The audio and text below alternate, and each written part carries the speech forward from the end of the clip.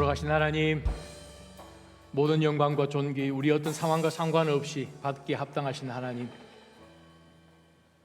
우리의 어떤 메리트 포인트가 아니라 하나님의 전적인 주권으로 하나님의 그 한없는 은혜와 긍휼로 저희를 부르시고 또한 저희의 연약함을 오히려 통하여서 하나님의 강함이 드러나도록 역사하시는 하나님을 찬양합니다.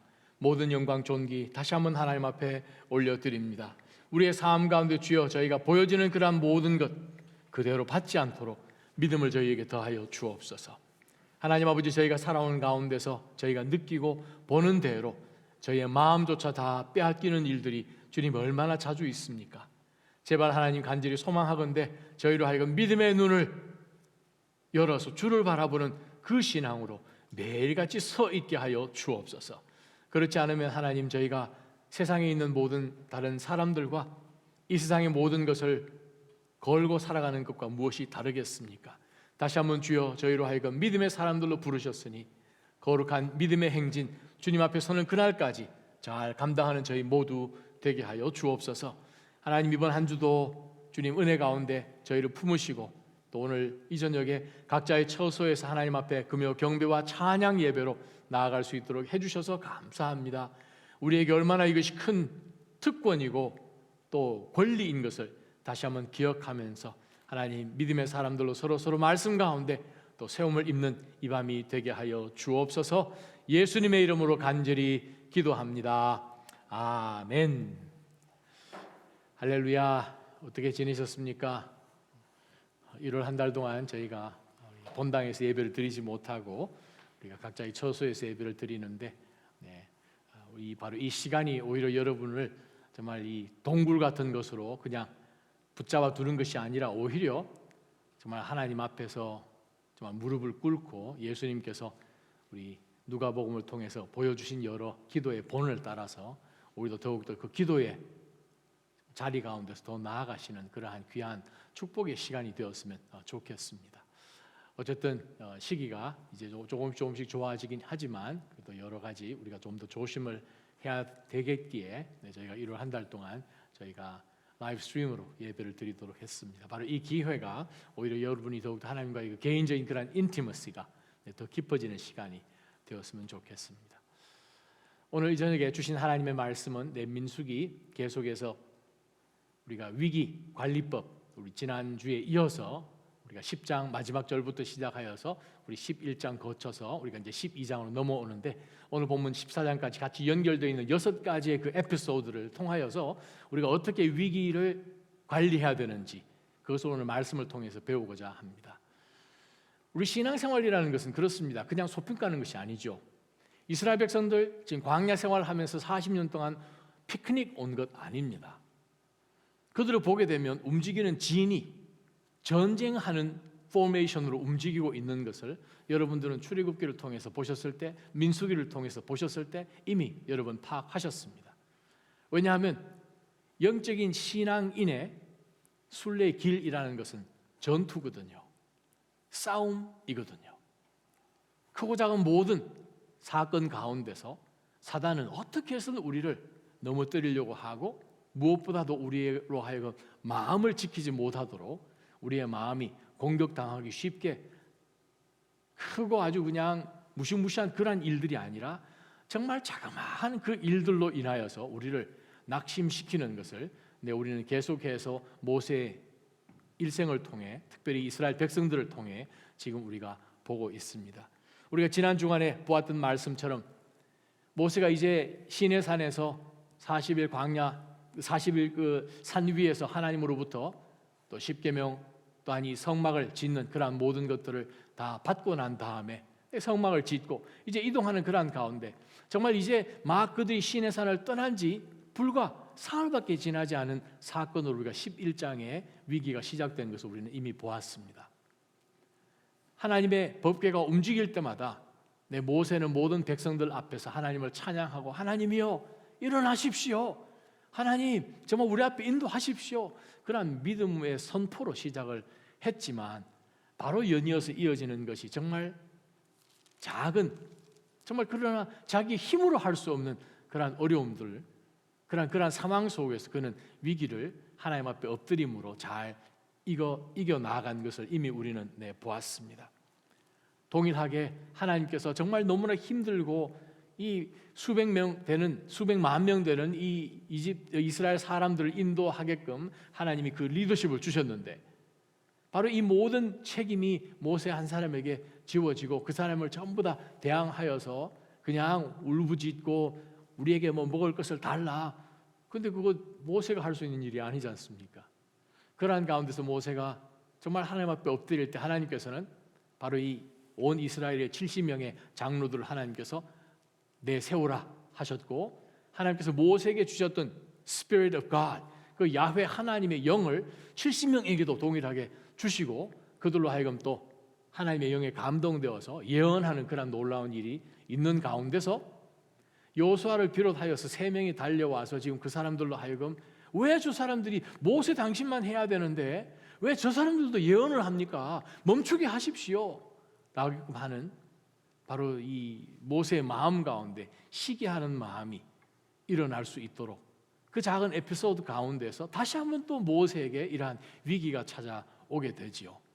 바로 그때에 모세는 자기가 느끼는 감정, 또 옆에서 부추겨지는 그러한 가운데서 움직여지지 않고, 나는 하나님께서 주신다면 우리 이스라엘 백성들 모두에게 주셨으면 좋겠다, 하나님의 마음을 그가 붙잡고 자기 마음을 내려놓은 것을 통해서 우리는 어떻게 모세가 정말 우리가 매일같이 겪을 것 같은 그러한 위기 가운데서도 그가 사단의 올무에 빠지지 않은 것을 우리는 보았습니다.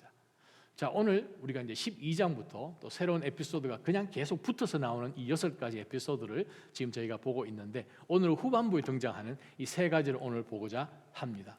오늘 우리 12장 말씀을 이제 한번 보시면 1절, 2절, 3절에 1절 우리가 함께 보습니다. 1절, 2절, 3절 한 목소리로 읽습니다. 시작. 모세가 얻은 에디오피아 여자 때문에 미리암과 아론이 모세에게 대들었습니다. 이는 모세가 그 에디오피아 여인과 결혼했기 때문입니다. 그들이 말했습니다. 여호와께서 모세를 통해서만 말씀하시겠느냐? 우리를 통해서도 말씀하시지 않겠느냐? 그러자 여호와께서 이 말을 들으셨습니다. 모세는 아주 겸손한 사람이었습니다. 땅 위에서 그보다 겸손한 사람이 없었습니다. 아나브란 이 말은 아주 겸손하다, 브로큰된다 이 말이죠. 아주 준비되어서 잘 길들여져서 다스리시는 그분의 그 삶을 맡기다, 뭐 이런 의미인데, 자, 오늘 이 본문 가운데서 아마 이 모세의 원래 아내였던 그 시보라가 아마 죽었는지 모르겠습니다. 그래서 아마 성경에 시보라가 죽은 그 내용은 없으니까 아마 죽고 난 다음에 새로 이제 아내를 아마 얻게 된 그러한 본문이라고 구약학자들은 지금 보고 있는데, 자, 모세가 얻은 에티오피아, 지금 요즘 우리가 이 지도를 펴서 보았을 때의 에티오피아가 아니고 그 당시에 이제 에티오피아 쿠시라는 것은 지금 이집트 바로 밑에 있는 노비아라는 그 나라죠. 바로 그 나라, 우리 성경 곳곳에서는 바로 이 쿠시를 에디오피아라고 번역하기도 하고 때로는 미디안으로 번역을 하기도 합니다. 하박국 3장 7절에 똑같은 말이 나오죠. 쿠시란 말이 나오는데 거기에서는 모든 거의 대부분의 영어 성경이 미디어나이트로 번역을 해놓았습니다. 자, 그러면 구스 사람, 쿠시. 근데 지금 시보라도 미디안 사람이거든요. 그러면 어떻게 보면 그 첫 번째 얻었던 그 시보라도 미디안 사람이고, 두 번째 얻게 되는 이 아내도 지금 미디안 사람이라고도 얼마든지 우리가 볼 수 있는 것이죠. 그러한 가운데서 어떤 사건이 벌어집니까? 이제 모세는 이제 아내가 이제 필요해서 이제 결혼을 다시 하게 됐는데, 성경 어디에도 뭐 에티오피아 그다음 쿠시 사람하고 결혼을 하지 못하는 그러한 말씀은 성경에 없습니다. 하나님이 금지한 민족도 아닙니다. 자, 일단 모세가 결혼을 하게 됐는데 지금 2절을 보니까 모세의 누나 미리암과 또 형 아론이 지금 모세를 대항하여서 지금 들고 일어났습니다. 무엇 때문에 들고 일어났습니까? 모세가 결혼했다는 거예요. 자기네들 결혼한 것도 아닌데 또 에티오피아 여인과 결혼했다는 쿠시. 그 결혼한 것 가지고 지금 이 두 사람들이 지금 모세에게 지금 들고 일어난 거예요. 누나와 형이. 어떻게 생각하십니까, 여러분? 지금 이 상황이 어떤 상황인가요? 나에게 가장 가까운 사람이죠. 형제간보다 가까운 사람이 어디 있겠습니까? 때로는 우리가 정말 의지하고 정말 믿고 했던 사람들로부터 우리 배신당할 때 있잖아요. 정말 내가 모든 것을 정말 다 쉐어했는데 나중에 뭐 뒤통수를 맞았다 뭐 그런 표현을 우리가 쓰는데, 정말 위기는 어떤 위기입니까? 정말 내가 저 사람은 이라고 생각했는 그 믿었던 사람에게 우리가 때로는 상처받을 일이 생긴다는 거예요. 그럼 우리가 어떻게 해야 됩니까? 어떻게 해서 우리가 그 사람들이 상처받지 않도록 막 그 사람 중심으로 물론 살아야겠지요. 그런데 사실은 그것보다 진짜 중요한 게 있습니다. 3절에 왜 민수기 12장 3절에 그 유명한 말씀, 모세는 지면에 있는 그 어떤 사람들보다도 온유함이 승하더라. 우리 개역 개정에 보게 되면, 그죠? 칼 아담, 모든 사람들보다도 모세의 이 온유함은 더 승하더라. 그 의미가 왜 이 에피소드에 나와 있습니까? 원래 보통 사람 같으면 이러한 경우는 온유하지 않은 사람은 어떻게 반응하면 됩니까? 당연하죠. 아니 형이 결혼해? 아니 누나가 결혼해? 뭐 이렇게 막 얘기하면 되죠, 사실은. 그게 지극히 우리가 익숙한 상식이지 않습니까?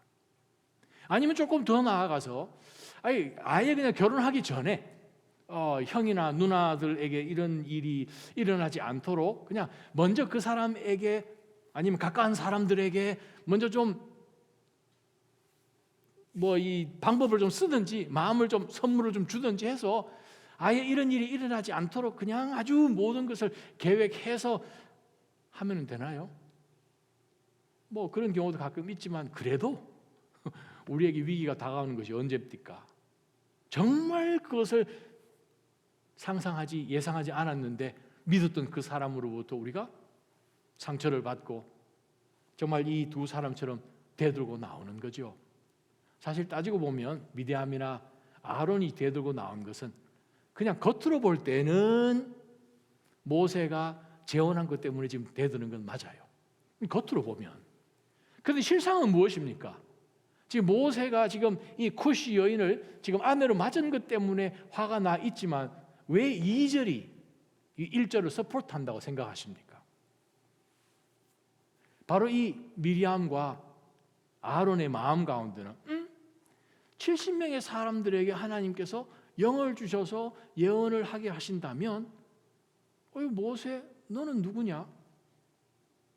얼마든지 우리도 당신처럼 할 수 있다. 분명히 우리가 11장에 보게 되면 하나님의 영이 미리암과 아론에게까지 임하는 말씀은 기록되어 있지 않습니다. 그러한 가운데서 하나님께서 세우신 바로 이 리더 모세, 하나님의 종에게 바로 이 누나라고 또 형이라고 생각을 하면서 바로 모세를 지금 대적하고 나오는 이 모습은 사실은 그들 마음 가운데 무엇이 있었습니까? 시기심이 있었던 것이죠. 당신은 누구냐? 그냥 겉으로 볼 때는 모세가 재혼한 것이 이유인 것 같으나 2절에 보게 되면 아니 하나님이 당신하고만 이야기하느냐? 얼마든지 우리하고도 이야기해 줄 수 있는 대화할 수 있는 그러한 것 아니냐라고 자기 자신들을 하나님 앞에 높이는 것을 우리가 보게 됩니다. 거기에 대해서 모세는 어떻게 반응하는가? 온유한 사람이에요. 온유한 사람은 어떻게 행동합니까? 일일이 대꾸 안 한다는 거지요. 자기 자신이 대항하지 않는다는 거예요. 어떻게 모세는 그 방법을 이깁니까? 하나님께서 개입하도록 하시는 거예요. 하나님께서 반응하시도록 하는 거예요. 우리가 크고 작은 위기 가운데서 우리가 말로 대응을 하게 되면 더 큰 어려움을 우리는 경험하는 것을 봅니다. 그러나 모세를 통해서 하나님이 우리에게 주시는 메시지는 무엇입니까? 정말 온유함이라는 것은 내가 말로서 똑같이 그 사람들을 하고 혹은 나의 지혜로 그 사람들을 설득하고, 물론 때로는 설득도 중요하지요. 그러나 궁극적으로 중요한 것은 무엇입니까? 나의 지혜와 나의 어떤 언변으로 이 문제를 해결하는 것이 아니라 하나님께서 반응하시도록 하나님께 길을 내어드린 거죠. 다른 말로 표현하면 우리는 정말 가까운 사람들로부터 이러한 대적을 삼게 되는 그런 어려움을 당할 때 우리가 영적 원칙이 있습니다. 모세는 중간에 있습니다. 아론과 미리암이 지금 어렵게 합니다. 하나님이 여기 계십니다. 그러한 가운데서 모세가 자기 친한 사람들에게 인정받는 것을 먼저 생각했었습니까? 아니면 하나님께 인정받는 것을 먼저 생각했습니까? 그래요. 신앙생활할 때 원칙이 바로 그것입니다. 정말 가까워 있는 주변에 있는 많은 사람들에게 인정받는 것 참 중요하죠. 그러나 제일 중요한 것은 무엇입니까? 하나님으로부터 인정받는 그것이 항상 선행되어야 된다는 사실입니다. 우리는 사람들에게 인정받는 그것 정말 목숨 걸고 중요하게 생각합니다. 그러나 하나님 앞에 내가 인정받고 있는가? 하나님께서 내가 지금 선택하고 있는 것이나 내 마음 가운데 있는 품고 있는 이 모든 것들을 하나님이 어프로브 하시느냐 안 하느냐 하는 그것은 딴전으로 생각하는 경우가 참 많잖아요. 자, 예수님께서 이 땅 가운데 육신을 갖고 오셨습니다. 인간의 몸으로 오셨어요. 어린아이로 태어나셨어요. 갓난아기로 태어나셨는데 우리가 마태복음에도 잠깐 나오기도 하고 또 누가복음에도 나오는 그런 말씀 가운데서 예수님께서 성장하시는 그런 말씀, 우리 며칠 전에 우리가 큐티를 했으니까 여러분 더 잘 아실 거 아니에요. 누가복음에 나오는 말씀을 제가 여러분의 한 구절 읽어드리도록 하겠습니다. 누가복음 2장 40절입니다. 자, 예수님이 어린 아기에 대한 내용의 말씀입니다. 아이는 점점 자라가며 강해지고 지혜가 충만했으며, 그 다음 말씀입니다. 하나님의 은혜가 그 위에 있었습니다. 할렐루야. 하나님의 은혜가 그 위에 있었습니다. 거기 어떤 사람의 인정 이런 거 아예 지금 언급되어 있지도 않은 구절 말씀입니다. 자, 거기서 몇 절만 더 내려가도록 하겠습니다. 예수님께서 12살 때에 바로 이 예루살렘 방문하고 혹은 나사렛에서 온 그 모든 동네 사람들이 가고 있는데 예수님 빠뜨리고 다시 무리 가운데서 예수님이 안 계신 줄 알고 다시 또 예루살렘으로 돌아가는 그 사건 기억하시죠? 자, 그 에피소드 끝나고 난 다음에 마지막 구절입니다. 그죠? 누가복음 2장 52절 제가 여러분에게 읽어드립니다. 자, 그리고 예수는 지혜와 키가 점점 더 자라가며 청소년입니다. 그 다음 보세요. 순서가 뭡니까? 같이 읽어봐야 되죠. 하나님과 시작. 하나님과 사람들로부터 사랑을 받았습니다. 그래요. 순서는 항상 하나님으로부터 시작합니다. 인정 하나님으로부터 시작합니다. 자, 쉽게 생각할 수 이러면 되죠. 하나님으로부터 인정받은 사람이 사람에게 인정 받을 수도 있지만 안 받을 수도 있죠. 그러나 그 상관없죠. 왜냐하면 하나님이 인정하시기 때문에 이거는 무조건 인정되는 거고 인정 안 한 그 사람들이 잘못한 거고, 반대로 하나님께 인정을 받지 못하고 사람에게 인정받은 사람은 이거 인정 잘못 받은 거죠. 왜? 진짜 기준은 하나님이지 않습니까? 그래서 하나님 앞에 인정받는 것이 제일 중요합니다. 하나님 앞에 똑바로 사는 우리가 되시기를 주님의 이름으로 축원합니다. 사단이 언제 우리를 넘어뜨린 줄 아십니까? 우리가 하나님에게 포커스 두는 것보다도 사람에게 포커스를 둘 때 우리는 넘어지기 참 쉽지요. 사랑하는 하나님 성도 여러분, 우리가 정말 가까운 사람들로부터 이런 어려움을 당할 때 우리가 절대 흔들리지 마시기를 주님의 이름으로 축원합니다. 아무리 선한 일을 해도 때로는 비방하는 소리가 들릴 거예요. 비방하는 소리, 지금 누나도 오고 형도 오고 했으니 얼마나 힘들겠습니까? 그런데 제일 중요한 것은요, 하나님 앞에 인정받는 것입니다.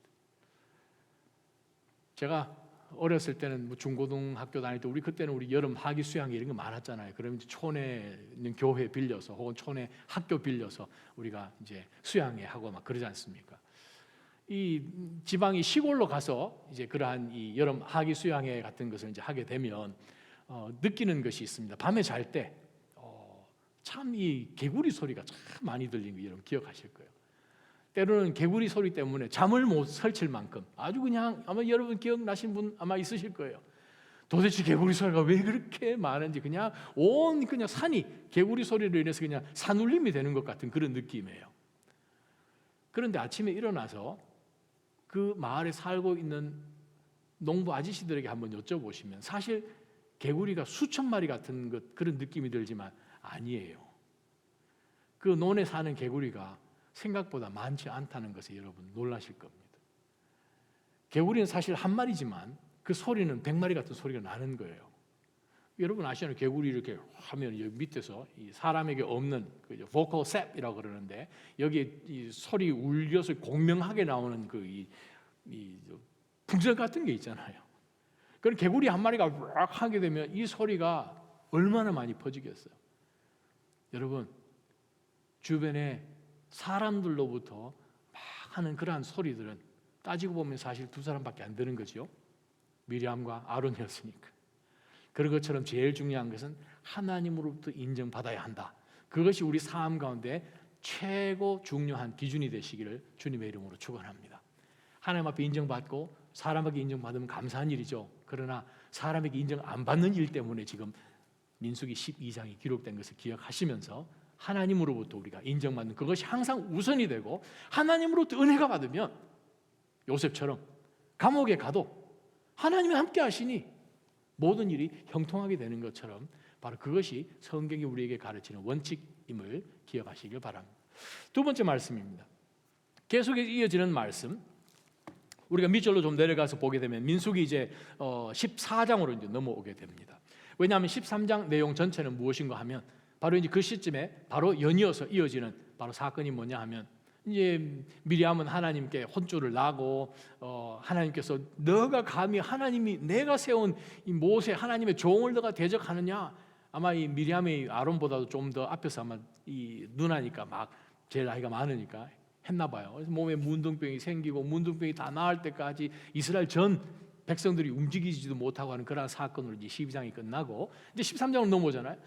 이제 그들이 이제 하나님이 주신 그 약속의 땅, 바로 그 땅을 40일 동안 정탐할 수 있도록 바로 이 12명의 정탐꾼을 각 지파마다, 트라이브마다 한 명씩 뽑아서 12명 보내고 이제 그들이 돌아와서 보고하는 내용으로 이어지는 것이 14장입니다. 13장은 갔다가 돌아온 사건이 기록이에요.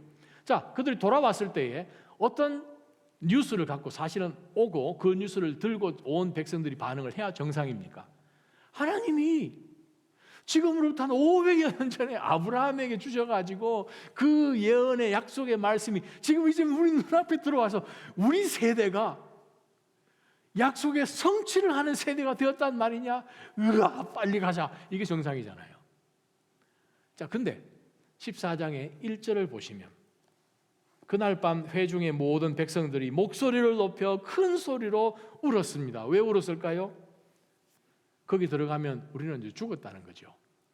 왜냐하면 지금 12명의 정탐꾼들이 돌아왔는데 12명 중에서 10명이 투표를 했으면 무조건 이건 안 가야 정상이죠. 12명 중에서 10명이 가면 안 된다 얘기를 한 거죠.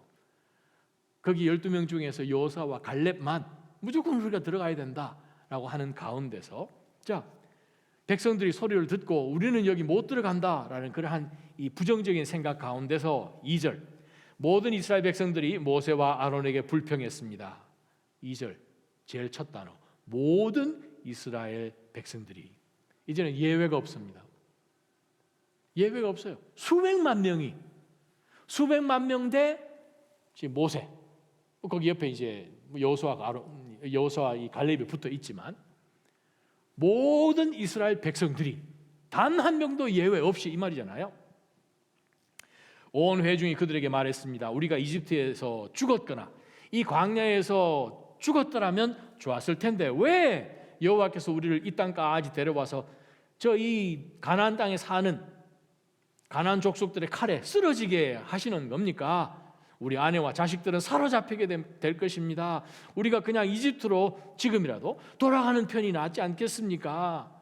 그리고 4절에 보니까 우리끼리 지도자를 뽑아서 이집트로 돌아가자. 지금 그런 일까지 지금 이제 벌어지게 됩니다.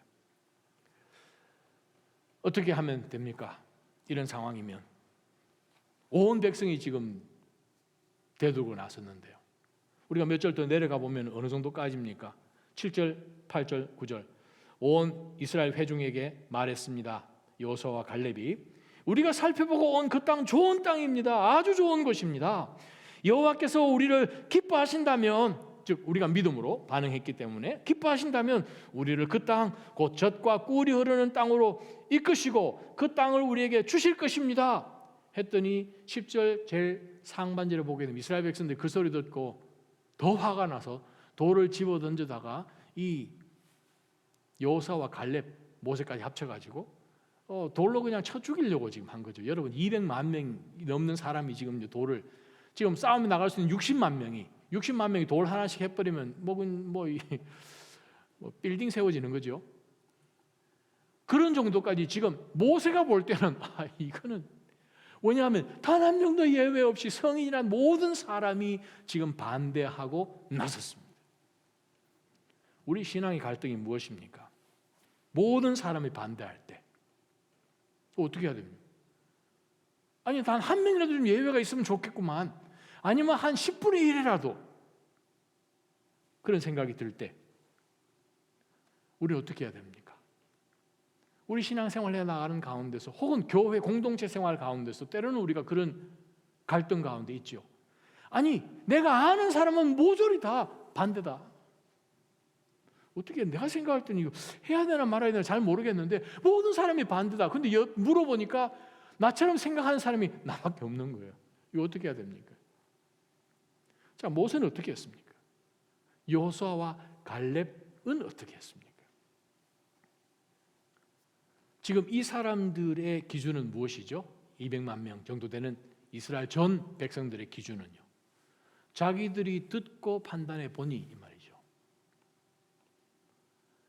자, 신앙의 위기 언제 옵니까? 기준이 나에게 있을 때 신앙의 위기요.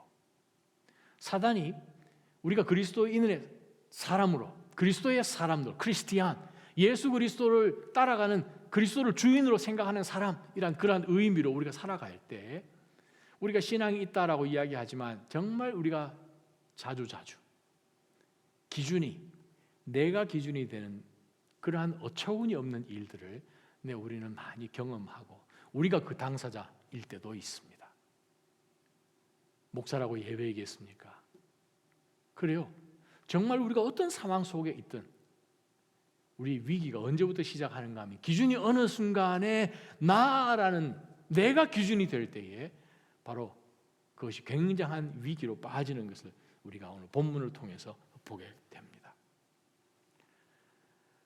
이 상황에서 모세가 해야 될 것은 무엇입니까? 와, 200만 명이 나를 대항하고 반대편에 서면 자기가 지금 리더인데 따르라 해서 자기 뒤를 따라야 되는 사람이 다 반대하면 어떻게 해요? 그 사람 편들어야죠. 내가 계속 리더 일을 하려면. 그것이 세상이 주는, 사단이 주는 가치죠. 여러분, 이스라엘의 초대 왕이 누구였습니까? 사울 왕. 그렇죠. 사울의 시작은 다윗하고 비교도 되지 않을 만큼 굉장한 사람들의 인정과 이 모든 것 정말 키는 키고 이 아주 그냥 용모가 아주 준수했죠. 근데 여러분에게 성경 퀴즈 하나 냅니다. 하나님이 왜 사울을 버리셨습니까? 버리게 된 첫 사건이 어디에서 나옵니까? 사무엘상 13장에 나오죠. 두 번째 사건 사무엘상 15장에 나오고, 자 13장에 블레셋과 싸움 가운데서 사무엘을 기다려야 되는데 사무엘을 기다리지 못하고 분명히 사무엘이 기다리시오 했는데 기다리는 바로 7일째까지 등장하지 않은 가운데서 사울이 그냥 저질러버린 일이 있죠. 그게 무엇입니까? 하나님 앞에 번제를 드려버립니다. 번제를 드리고 지금 있는 가운데 지금 사무엘이 도착을 했어요. 이게 무엇이냐? 사무엘이 책망을 했을 때 사울이 뭐라고 대답한지 여러분 기억하시죠? 13장 7절부터 나와서 9절에도 나온 말씀입니다만 내가 사람이 도망가는 것이 무서워서 이 말이죠. 자기가 지금 대장이고 왕이고 따르라 해서 지금 블레셋하고 붙어야 되는데 전쟁을, 근데 하나님 앞에 먼저 예배를 드리고 나가는 것이 정상인지라 지금 그러한 가운데서 지금 이 백성들이 지금 흩어지고 도망가고 하니까 두려운 거예요. 지금 내가 해야 되는 전쟁은 지금 블레셋 아주 그냥 장성들인데 우리가 지금 있는 이 군사들 있는 대로 다 모아도 모자라는데 떠나가는 거예요. 한 사람을 더 붙잡았으면 좋겠는데, 그래서 기준이 어떻게 됩니까? 기준이 하나님의 기준이 아니라 사람에게 기준이 되죠. 때로는 우리가 신앙생활이라고 생각하면서 많은 사람이 내 반대편에 서고 나 혼자 섰을 때에 우리가 잊지 말아야 될 것이 있습니다. 우리가 믿음의 눈을 들어서 하나님이 옆에 계신지를 체크를 하셔야 돼요. 하나님 옆에 계시는 한에 있어서 온 인류가 수십억이 반대편에 선다 하더라도 여기는 전쟁 무조건 집니다. 두 번째부터 영적 원리가 바로 그것입니다. 온 이스라엘 백성들이 모세 앞에 돌을 들고 지금 대항하고 선다 할지라도 절대로 기준은 하나님에게 있어야 합니다. 하나님의 약속에 있어야 합니다. 하나님의 말씀 위에 우리는 서야 된다는 거예요. 사단은 우리를 위기에 빠뜨리는 바로 방법이, 기준이 나의 감정, 나의 판단, 내가 보고 깨닫는 것, 이것 가지고 우리는 판단을 하면서 우리가 슬그머니 하나님이 원하시는, 하나님이 계획하시는, 하나님이 시작하시는, 우리 안에 선한 일을 시작하신 그 그리스도 앞에 우리가 정말 대적하는 그러한 일 가운데 우리도 모르게 사단에게 속아서 빠진다는 거예요. 왜 성경에 하나님께서 이 14장 사건을 기록하셨겠습니까? 이 사건 때문에 어떤 일이 벌어지지요? 온 이스라엘 백성들이, 여기에 동참했던 사람들이 단 한 사람도 가나안 땅을 밟아보지도, 아니 눈으로 쳐다보지도 못하고 죽었습니다. 정말 안타깝지요? 그래요. 크고 작은 모든 사건 가운데서 우리는 하나님께 집중해야 돼요. 최용우 씨가 쓴 그 들꽃 편지라는 그 책에 이런 한 이야기가 나오는데, 미국에 있는 그 데이비스 여사라는, 미세스 데이비스라는 분이 어느 한 그분이 사시는 곳에서 올해의 인물로 선정이 되어 가지고 방송국에서 인터뷰를 한 내용이 기록되어 있습니다.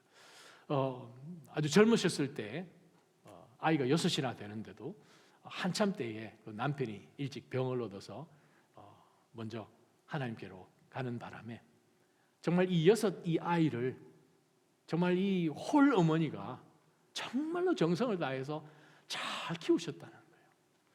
거기에 더해서 12명의 고아까지 입양을 해가지고 걔들을 대학까지 다 보내고 12명을 결혼까지 다 시켰다는 거예요. 이제는 뭐 호호 할머니가 지금 되셔서 정말 그 인생 전체가 고난의 연속이었을 것 같은데 도대체 어떤 이런 분이 계시느냐 해가지고 그분을 만나서 인터뷰를 하게 됩니다. 그 가운데서 기자들이 이제 그 인터뷰하는 그 자리에서 이 미세스 데이비스에게 이렇게 묻습니다. 아니 어떻게 지금도 이 할머니 뵙니까 얼굴이 그렇게 그냥 기쁨이 있으시고 쾌활하시고 어떻게 그러십니까? 저희가 볼 때 데이터를 보게 되면 어떻게 살아오셨는지 정말 고난의 연속이고 얼굴이 그냥 너무 수심이 가득하고 정말 돌아볼 때 회한밖에 없다 뭐 이렇게 느낄 것 같은데 어떻게 인생을 그렇게 즐겁게 사시고 6자녀 또 거기에 또 12명까지 다 입양하여서 그렇게 잘 키우셨습니까? 했더니 이 할머니 하시는 말씀이, 제게는 동업자가 있습니다. 동업자라니요? 네, 동업자가 있습니다. 했더니 이제 기자들 생각이 그럼 그렇지. 이 엄청난 이 자녀 키우는 한 명 키우기도 힘든데 옆에서 돕는 어떤 무슨 이 큰 유지나 이런 사람이 있었겠지 당연히라고 마음을 생각을 했지요. 그래서 이제 기자들이 궁금해서 그 동업자가 누군지 물어봤습니다. 그랬더니 이제 데이비스 여자가 이야기합니다. 제가 그분을 만난 것은 참 오래전에 이야기입니다. 저희 남편이 먼저 죽고 난 다음에 얼마 지나지 않아서 아이들 키우기가 너무 힘들어서 정말 극단적인 생각을 하고 바닷가에 지금 쭉 한없이 그냥 걸어가고 있는데 바로 그때 제가 이 동업자를 만났습니다. 그분은 예수님을 만났어요. 근데 예수님이 저를 만나시면서 하시는 말씀이 있습니다. 야, 너랑 동업하자. 아니 예수님 뭘 동업하자는 말씀이십니까? 너는 이것만 하고 동업이니까 나는 내가 해야 되는 것만 하자. 그럼 제가 뭐 하면 됩니까? 너는 꿈만 꾸어라. 그러고 열심히 일만 해라. 어렵고 힘들고 그러한 힘든 것들은 다 나한테 주라. 그거 내가 하자. 동업이지, 동업. 그래서 고민하다가 산책길 끝에서 자기가 이 동업자인 예수 그리스도를 진짜 영적인, 인격적인 구세주로 만나게 되고 동업을 시작했습니다. 제가 집에 돌아와서 한 일이 딱 이것입니다. 노트를 꺼내서 종이를 반 접었습니다. 반 접어서 왼편에는 자기가 해야 될 일, 자기가 꾸고 싶은 꿈, 자기가 해야 되는 일, 오른쪽에는 염려되고 근심되는 일, 칼럼을 만들어서 매일같이 일어난 일들 가운데서 자기가 꿈을 꿔야 되고 자기가 마땅히 해야 되는 그 일 적어놓고, 그거는 자기가 빠뜨리지 않고 나머지 마음 힘들고 상처 입고 또 삶의 무게 때문에 눈물 나고 하는 이 모든 것들은 그냥 이건 내가 그럼 염려할 일이 아니. 동업자 계시니까, 동업자분이 하시겠다고 그랬으니까 그분에게 맡긴 것밖에 없습니다.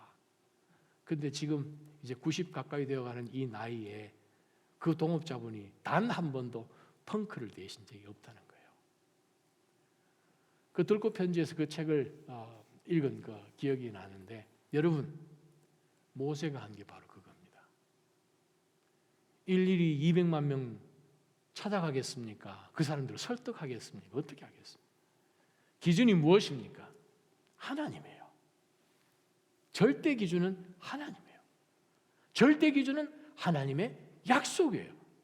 그것을 놓치면 얼마든지 그 순간의 기준이 다른 것이 되면 우리 인생은 바로 그 순간의 위기로 빠집니다. 세 번째 말씀. 자, 10절 말씀입니다. 자, 이 온 회중이 지금 돌을 들고 이제 이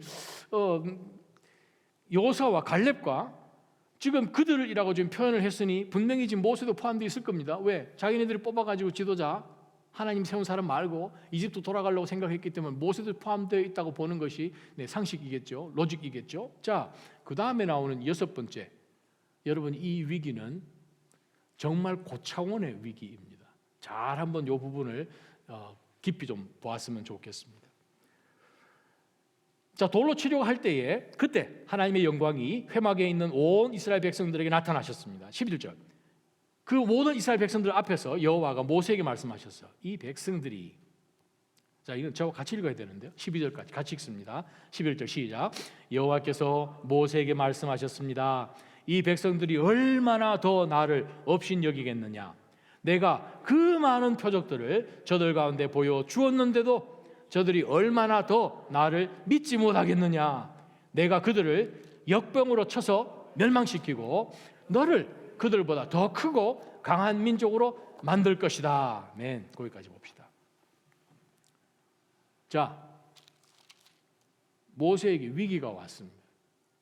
이 위기는 무슨 위기예요? 이건 사람으로부터 온 위기가 아니에요. 이건 하나님으로부터 온 위기예요. 그죠? 지금 이 테스트가 지금 하나님이 테스트한 거예요.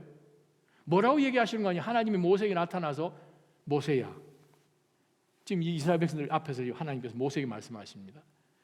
이놈의 백성들이 어떻게 해야 되겠느냐? 아니, 앞으로 얼마나 더 나를 업신여길 건가? 그들이 지금까지 얼마나 많은 표적을 보았는데, 또 지금 매일같이 만나 먹으면서 오늘 왔을 텐데 얼마나 나를 더 못 믿겠느냐? 안 되겠다. 내가 코로나 19가 아니고 이때는 얼마, 코로나 BC 1443쯤 되겠네요. 그러면, 그죠? 그들을 역병으로 쳐서 멸망시키고 너를, 누구를요? 모세요. 모세, 너를 그들보다 더 강하고 크고 강한 민족으로 만들 것이다. 자, 이 위기입니다. 하나님이 모세에게 말씀하셨어요. 그 다음에 지금 모세가 이야기해야 될 차례입니다. 위기죠. 어떻게 해야 정상입니까? 하나님이 말씀하셨으니까 믿음이 깊은 저와 여러분, 우리는 어떻게 해야 되겠습니까? 주님 말씀하시면 이렇게 정상이잖아요. 이게 그게 위기입니다. 또 하나 더 질문할게요. 모세가 어떻게 대답할지 알까요? 모를까요? 하나님은 아시죠. 자, 그러면 하나님이 내가 이놈들 다 없애버리고 너를 통하여서 더 강하고 큰 민족 만들리라 하신 그것이 지금 이스라엘 백성들에 대한 질문이 아니고 모세에 대한 질문이고, 테스트는 지금 모세에게 던져진 거죠. 이스라엘 백성들은 하나님이 모세에게 이 말씀하셨는지도 모르잖아요.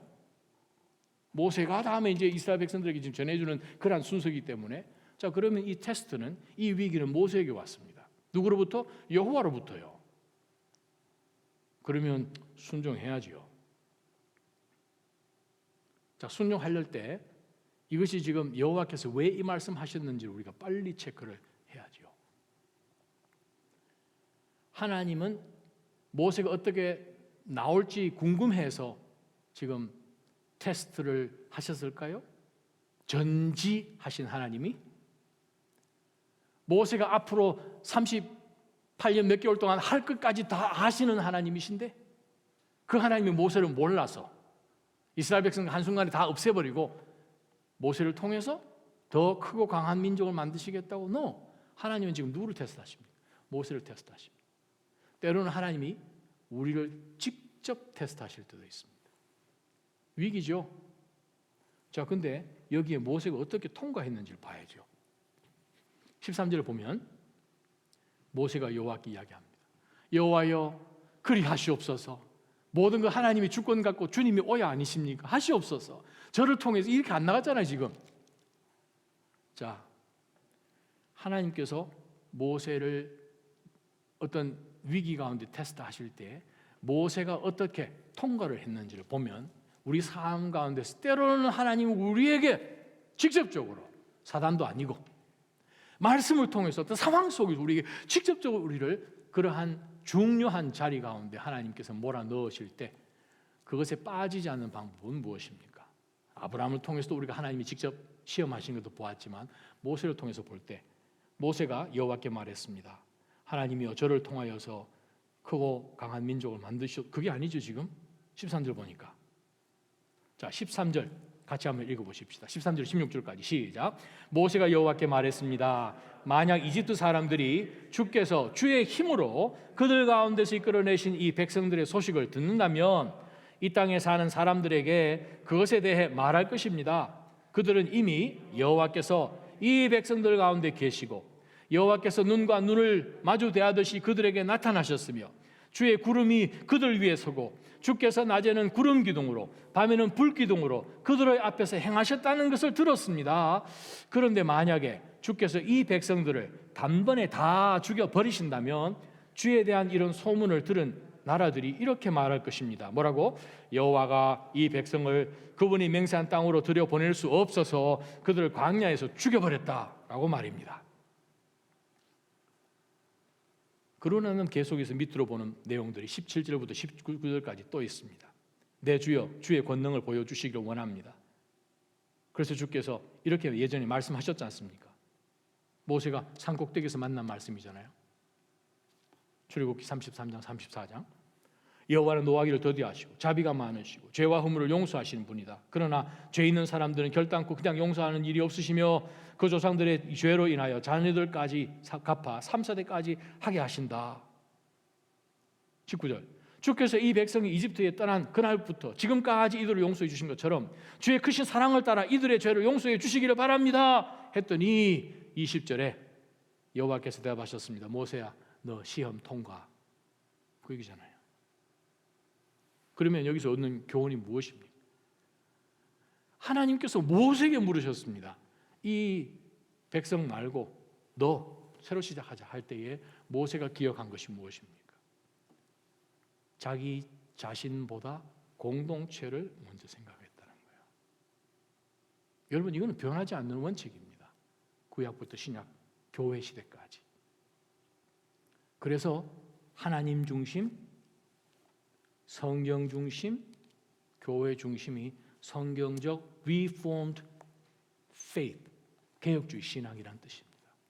오늘 우리가 읽은 내용 가운데서도 바로 동일하게 13절에서 16절까지 나오는 이 모세의 중복 기도가 무엇에 대한 기도입니까? 하나님에 대한 기도잖아요.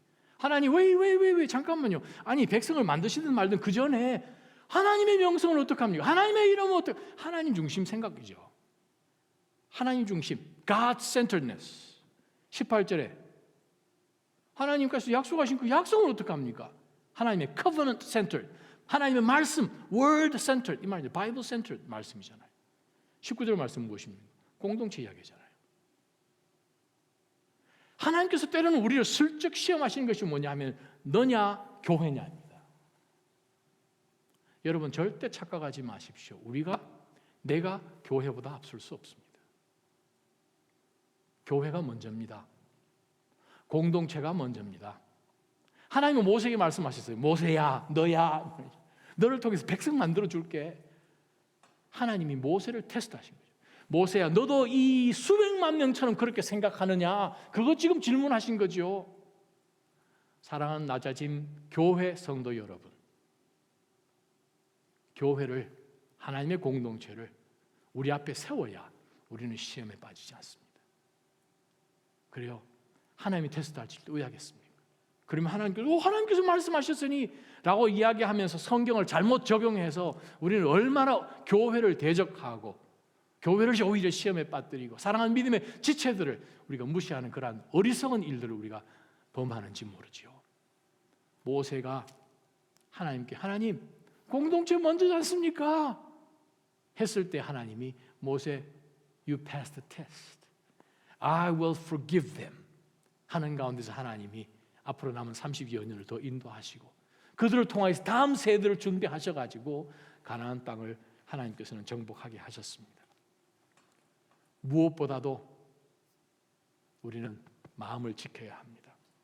잠언 4장 23절 다시 한번 여러분이 읽어드립니다. 무엇을 지킬 만한 것보다 더욱 내 마음을 지켜라. 말씀 한 군데 읽어봅니다. 빌립보서 4장 8절 말씀입니다. 똑같은 이 하나님 성령의 감동을 받고 바울 사도가 빌립보 성도들에게 쓴 말씀입니다. 빌립보서 4장 8절이요. 같이 한번 읽어보겠습니다. 시작. 마지막으로 형제들이여 무엇이든지 진실하고 무엇이든지 경건하고 무엇이든지 의롭고 무엇이든지 거룩하고 무엇이든지 사랑할 만하고 무엇이든지 칭찬할 만한 일이 있다면 거기에 무슨 덕이나 무슨 기림이 있든지 이것들을 생각하라. 자, 제일 마지막에 이것들을 생각하십시오. 명령문입니다. 중간태 현재 진행입니다.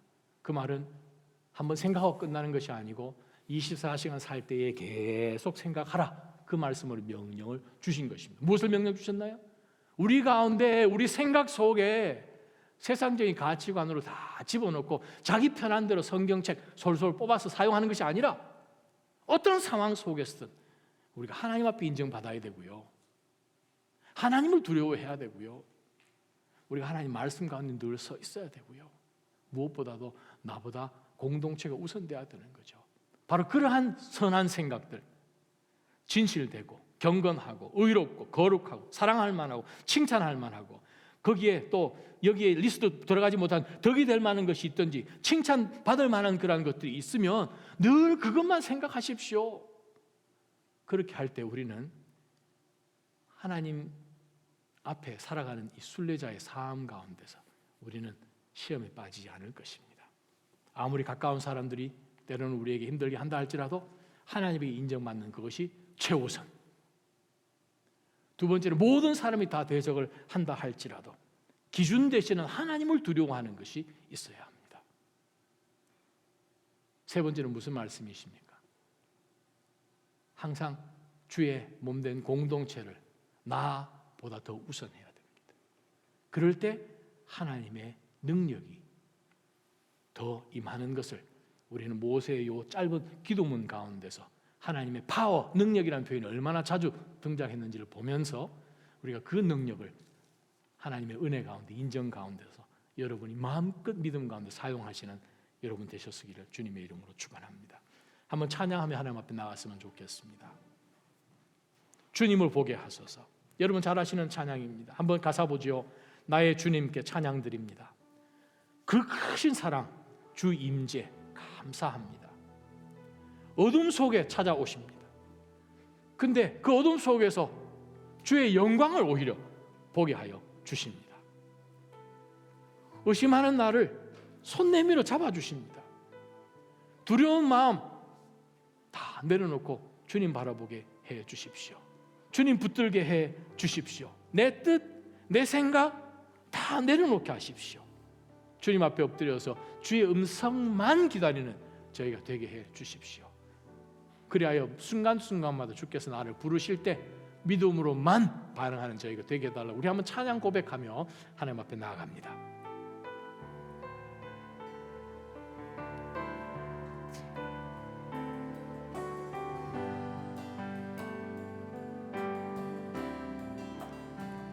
나의 주님께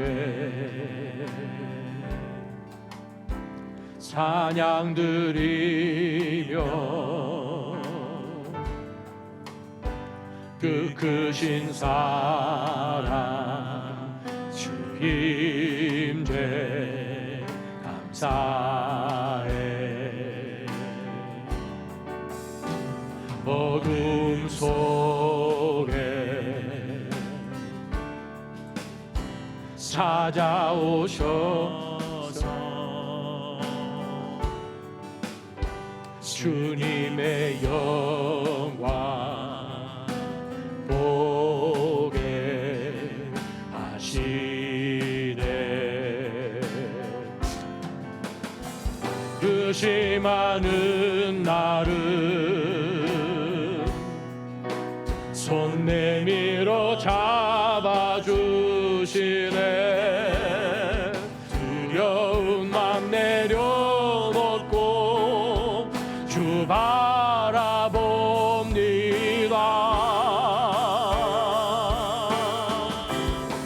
주님을 보게 하소서. 나를 붙드소서.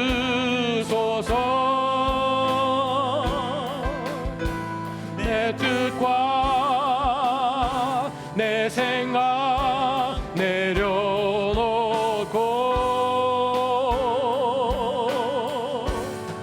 주님 앞에 나 엎드려 주의 음성 기다리니 나를 부르실 때 믿음으로 걸어가리. 한 번 더 고백합니다. 나의 주님께 찬양 드리며 나의 주님께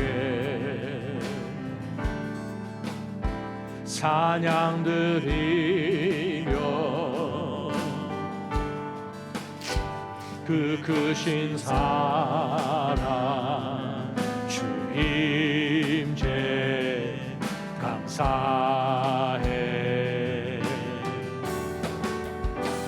어둠 속에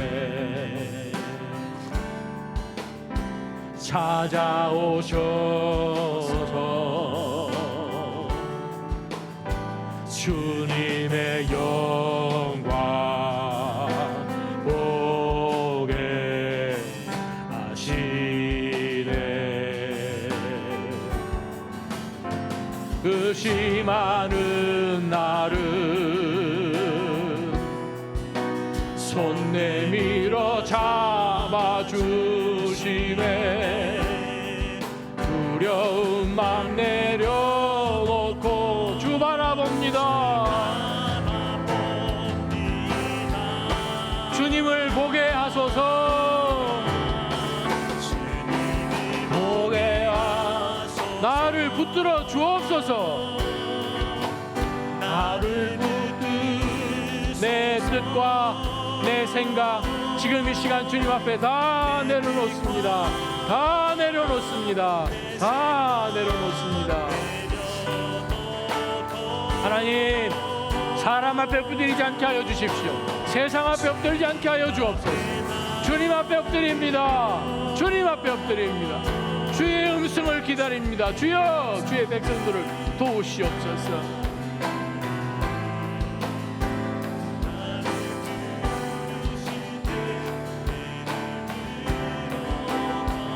자, 우리 이 시간 한번 하나님 앞에 통성으로 기도하며 나가십시다. 하나님 아버지, 지난 한 주간도 지난 며칠 동안도 하나님 내 삶 가운데 크고 작은 여러 일들이 있었습니다.